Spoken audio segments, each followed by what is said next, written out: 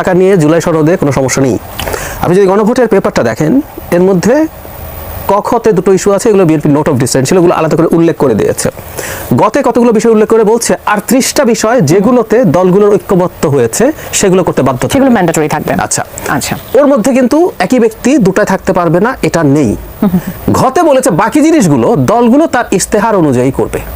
তার মানে কথাটা এইরকম, জামায়াতে ইসলামী যদি ক্ষমতায় আসতো তাহলে তার ইশতেহার এবং সে কিন্তু এখানে নোট অফ ডিসেন্ট দেয় নাই।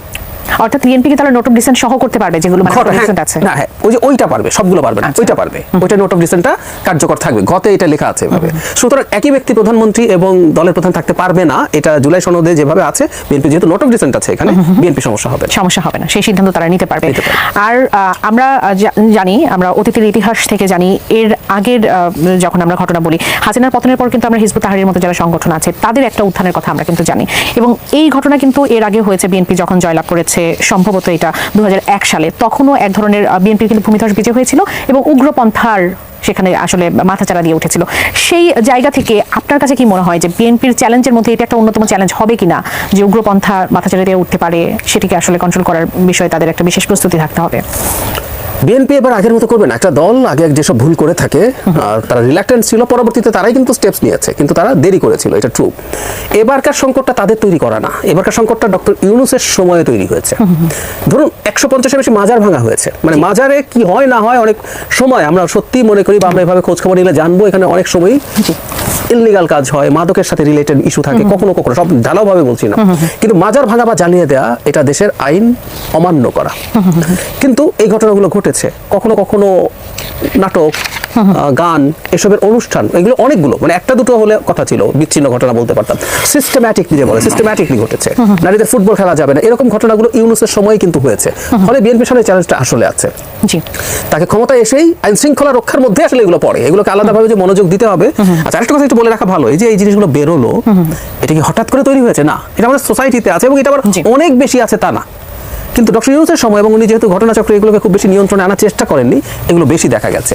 সো বিএনপিকে আইন শৃঙ্খলা যদি তারা ঠিকঠাক মতো মেনটেন করে, ওর সাথে একই প্যাকেজে এগুলো কন্ট্রোল হয়ে যায়। অসংখ্য ধন্যবাদ। আমি শাহরিয়ার ভাই আপনার কাছে আবার একটু আসি। বিএনপি সরকারের সামনে নিশ্চিতভাবে অনেকগুলো চ্যালেঞ্জ আছে। কর্তৃত্ববাদী একটা সরকারের পতনের পর আমরা মব সন্ত্রাসের মতো অনেকগুলো ঘটনা দেখেছি এবং সেটি জনমনে একটা আতঙ্ক তৈরি করেছে, এবং বিভিন্ন কারণে আইন শৃঙ্খলা পরিস্থিতি আমরা খুব একটা উন্নতি আসলে দেখিনি। আপনার কাছে কি মনে হয় যেটা থেকে আসলে উত্তরণ সম্ভব মানে খুব অল্প সময়ের মধ্যে? আচ্ছা, তার আগে আমি একটু ভাইয়ের সাথে একটু অ্যাড করতে চাই। প্রথম জিনিস হচ্ছে, আমি গত মঙ্গলবারে আমি টেক্সট মেসেজ দিয়ে, আমি বিভিন্ন জায়গায় এই টেক্সট মেসেজ দিয়ে আমি বলছি, এবং এই জাহিদ ভাই দেখেন, বিএনপি 150টা নিশ্চিত সিট, জামাত জোট 70টা নিশ্চিত সিট। আচ্ছা, সবাই মোটামুটি একই প্রেডিকশন ছিল। 72টা হচ্ছে সুইং সিট, জি, তাহলে 72টা হচ্ছে সুইং সিট। এই সুইং সিটটাই হচ্ছে নির্ধারণ করবে ভাগ্য, এটা হচ্ছে আমার প্রেডিকশন ছিল, দ্যাট ওয়াজ মাই প্রেডিকশন। এবং আজকে যে তর্ক বিতর্ক যেটাই হচ্ছে সেটা হচ্ছে 53টা সিট নিয়ে। আমি কিন্তু প্রথমে শুরুতে বলছিলাম যে 53 যদি আমাদের যুক্ত হয়, you are not getting the majority. Right. কিন্তু এটার সুবিধাটা কি ছিল, কেন আমি এটা চাচ্ছিলাম? অ্যাবসলিউট মেজরিটি হলে তখন আপনার একটু অটোক্রেট হওয়ার একটা সুযোগ থাকে। সো আমি জাহিদ ভাই ওইটার সাথে তাহলে ব্যালেন্স চেক, 2/3 হলে কিন্তু আপনি যা ইচ্ছা তাই করতে পারেন, কিন্তু 2/3 না হলে আপনি কি করতে পারবেন, যে there will be a balance. So as a নাগরিক হিসাবে, যেটা ভাই বলল আগে, অ্যাজ এ ওয়েল উইশার হিসাবে আমি চাইছিলাম যে কোনো পার্টি 2/3 না পাক, তাহলে একটা চেক অ্যান্ড ব্যালেন্স অ্যাটলিস্ট থাকবে। এখন কেন এই 53টা, যেমন আপনি উদাহরণ টানলেন সেজন্য বলতেছি, এই ইলেকশন কমিশন খুব সুন্দর সব জায়গার ভোট গণনা এবং রেজাল্ট দিচ্ছিলেন, হঠাৎ ঢাকার বেলা এসে উনি 2 ঘন্টা কিন্তু টিভিতে বন্ধ করে রাখলেন।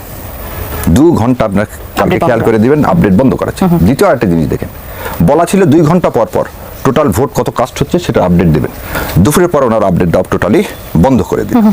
এতে জনগণ মানে কি হয়, আমি এখন যে কারণে প্রথমেই আমি বললাম যে আমি রাজনৈতিক মানে সমর্থন করি বা ওই লুইসার, তার চেয়ে আগে দেশ আমার কাছে আগে।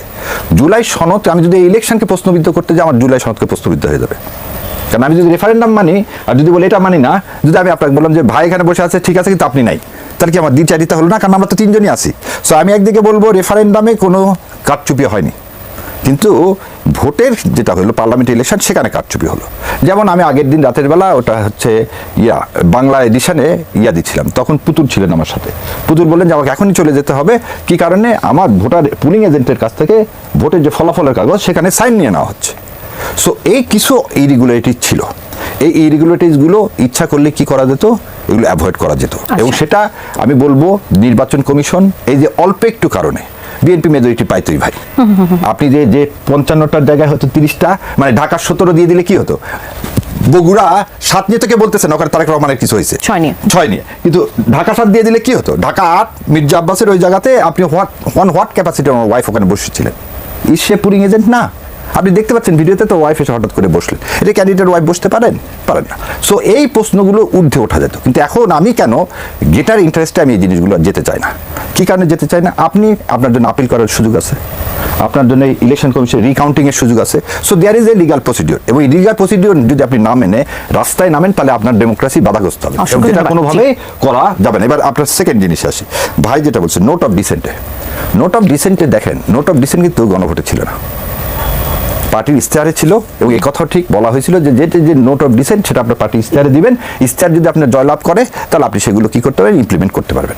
এবং আমি যতখানি জানি, আমার যতখানি বিশ্বাস, তাদের ইশতেহার পরে এবং নোট অফ ডিসেন্ট দেওয়া হয়েছে সব মাইনরিটি বিষয়গুলোতে। যেমন আমি বিএনপির একটা নোট অফ ডিসেন্টকে আমি নিজে সমর্থন করি, যেমন চিফ জাস্টিস হবে জ্যেষ্ঠ 2 জনের মধ্যে থেকে, যে জ্যেষ্ঠ হবে নট নেসেসারিলি তাকেই করতে হবে, এটা আমি নিজে, কারণ একজন জ্যেষ্ঠ আছে উনি পারফেক্ট নাও হতে পারে, পৃথিবীতে কোনো কিছু পারফেক্ট না। So there should be alternative. So কিছু জায়গায় কিন্তু এগুলো কোনোটাই ফান্ডামেন্টাল ছিল না। পার্টির চেয়ারম্যান 10 বছর এবং পার্টির মানে প্রধানমন্ত্রী ওনারা এটা একসেপ্ট করে নিয়েছেন যে 10 বছর পর থাকবেন না। So that is the main point এখানে। আচ্ছা, তারপরে আরেকটা বিরতি নেবার সময় হয়ে গেছে, অসংখ্য ধন্যবাদ। আমি জাহিদ ভাই, শারীর ভাই যেমনটি বলছিলেন, আমি নিজেও এই প্রশ্নটা করতাম যে এই যে ভূমিধস বিজয় বিএনপি, সেটি আবার বিএনপিকে কর্তৃত্ববাদী একটা শাসকের ভূমিকায় তাদেরকে দেখাবে কিনা, ঝুঁকি আছে। মানে সারা পৃথিবীতে সবসময় দেখা গেছে এত বড় যখন সংখ্যাগরিষ্ঠতা হয় তখন এই ঝুঁকি থাকে, বিশেষ করে 2/3 মেজরিটি যেটা হয় লোয়ার হাউসে। এখন যদি আপার হাউস হওয়া এবং কনস্টিটিউশন অ্যামেন্ডমেন্টের ক্ষেত্রে সেটারও রোল থাকা নিয়ে প্রশ্ন আসবে, কিন্তু জামায়াত ইসলামী যদি আরাউন্ড 40% ভোট পেয়ে থাকে, আমি এখন নিশ্চিত তথ্য পাইনি, বিএনপি 50%-এর বেশি ভোট পাবে। 53% ভোট পাবে বিএনপি, আচ্ছা, আর জামাত পাচ্ছে 40%। তাহলে খেয়াল করি বিএনপির হাতে, বিএনপি আপার হাউস প্রপোর্শনাল রিপ্রেজেন্টেশনে হলেও তার 53টা সিট হয়ে যায়। সো বিএনপি কনস্টিটিউশন অ্যামেন্ড করার প্রাথমিক কাজটা করে ফেলতে পারে, এরপর এটা আবার গণভোটে যাবে। মানে কেন ঝুঁকির কথা বলা হয়, কারণ সে তখন সংবিধান সংশোধন করার ক্যাপাবিলিটি পেয়ে যায়। এখন বিএনপি এটা করবে কিনা সরিয়ে রেখে আমরা বলতে চাই, এইবারের মতো আমি আবার মনে করেছি বিএনপির শক্ত, বিএনপি শুধু না, যদি জামায়াত ইসলামী সরকার গঠন করতো, আমি একটা খুব শক্তিশালী সরকার চেয়েছিলাম। 200 মানে আপনি সকাল বিকাল মানে কনস্টিটিউশন চেঞ্জ করবেন, ব্যাপারটা এরকম না। কিন্তু আপনি যখন এই 2/3 মেজরিটি নিয়ে আসেন, আপনার সরকারের একটা বেশি অথরিটি তৈরি হয়। এই অথরিটিটাই আপনাকে স্বৈরাচার যেমন করতে পারে, আবার এই অথরিটিটা আপনাকে কাজ ভালোভাবে করতে সাহায্য করতে পারে। এখন আমি এইবার কেন চেয়েছি এরকম একটা সরকার হোক সেটা বলছি। বাংলাদেশ ইতিহাসে এত বিধ্বস্ত কোনো রাষ্ট্র ব্যবস্থা নিয়ে আর কোনোদিন ছিল না, কোনোদিন না। এরশাদেরও পতন হয়েছে, এরশাদ 9 বছর স্বৈরশাসক ছিলেন বলছি আমরা, কিন্তু এরশাদের সময়ও পুলিশ পালিয়ে যায়নি তো, তার মানে পুলিশ এমন খারাপ কিছু করে নাই যে পুলিশকে জনগণ গিয়ে মেরে ফেলতে যাবে, তাই তো? তো সেই প্রেক্ষাপটে দাঁড়িয়ে বাংলাদেশে এখন একটা সরকার থাকতে হবে যার কন্ট্রোলে পুলিশ, সিভিল ব্যুরোক্রেসি। শেখ হাসিনার সময় কিন্তু তাকে রাতের ভোট দিয়ে একটা পর্যায়ে আমলা পুলিশ বলতো, তাকে আমরাই ক্ষমতায় রেখেছি বলতো আমাদের পার্সোনাল লেভেলে। সো এই যে একটা বিশেষ ধরনের আমলা, বিশেষ ধরনের পুলিশ তৈরি হয়েছে, এদের উপরে যদি সঠিকভাবে নিয়ন্ত্রণ রাখতে চায় বা অন্যান্য সার্ভিস যারা দেন, একটা শক্তিশালী সরকার লাগবে। শুধু সেটা না, বাংলাদেশ খুবই টাফ জিওপলিটিক্যাল ফাইটে পড়ে যাবে।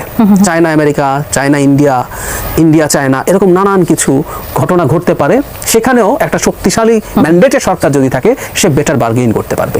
সব কিছু মিলে আমি মনে করি এবার হওয়া দরকার। ঝুঁকিটা আছে, এই ঝুঁকি ঠেকানোর জন্য আমরা যেটা আশা করি যে আমাদের গণমাধ্যম, সিভিল সোসাইটি সবাই মিলে এবং নাগরিকরাও, সোশ্যাল মিডিয়া কিন্তু খুবই ভাইব্রেন্ট এখন, প্রচুর চাপের মধ্যে বিএনপিকে রাখতে হবে যেখানে তার কোনো ডেভিয়েশন হয়। আমি একটু ছোট করে জানতে চাইবো যে এনসিপির ব্যাপারে একটু জানতে চাইবো। তারা 6টা আসনে জয়লাভ করেছে। এনসিপির এই সিদ্ধান্ত নিয়ে নানা ধরনের আলোচনা হয়েছে যে জামাতের সাথে যাওয়া নিয়ে, কেন তারা জামাতের সঙ্গে গেল, বিএনপির সাথে যেতে পারে, এরকম নানান কথাবার্তা হচ্ছে। আপনার কাছে এই ডিসিশনটা এখন কি মনে হচ্ছে? ভালো মনে হচ্ছে না। এমপি হওয়া শেষ কথা না, রাজনীতি থাকতে হয়। আমার চোখ বন্ধ করে আমি বলে দিচ্ছি, ওনারা মাইন্ড করতে পারেন, এনারা তো আসলে মূলত জামায়াতের ভোটে জিতেছেন।